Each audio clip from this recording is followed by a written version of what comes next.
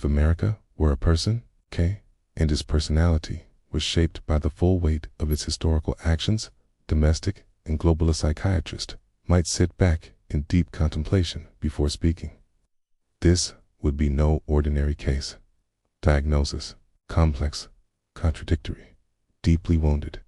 At first glance, there may be clear signs of bipolar disorder, manic episodes of innovation and expansion, the Industrial Revolution, the tech boom, the space race, even the civil rights movements, followed by depressive crashes, the Great Depression, the crack epidemic, the Vietnam War, the January 6th insurrection.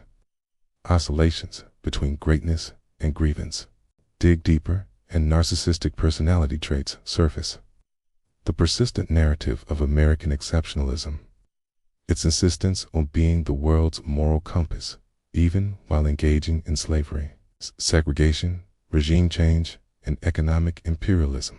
It's a kind of self-love so intense it forgets the suffering of others, especially those it deems peripheral or disposable. Post-traumatic stress disorder is etched into its psyche too. Generational trauma from slavery, genocide of indigenous peoples, 9/11s, endless wars abroad, and the disillusionment of promises unfulfilled. It exhibits avoidance behaviors, suppressing historical truths, banning certain teachings, and romanticizing a mythic past. It reacts with rage and paranoia when confronted with its own guilt or decline. A psychiatrist might also detect dissociative tendencies, the ability to separate itself from its own actions. That was the past, it says, distancing itself from Jim Crow, redlining, internment camps, or coups abroad.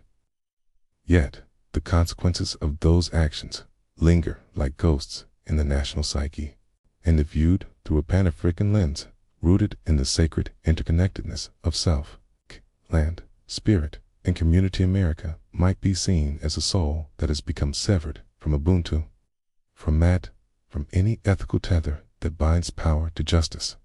In that view, America's mental illness is not just pathological, it is spiritual, a dislocation from ancestral wisdom, a rupture in the circle of reciprocity. At its best, America is a brilliant, conflicted dreamer, capable of beauty, of reinvention, of inspiring the world. But, like any individual burdened by trauma and denial, healing will only begin when the masks come off, the truth is faced, and humility becomes possible. Only then might the patient begin to recover.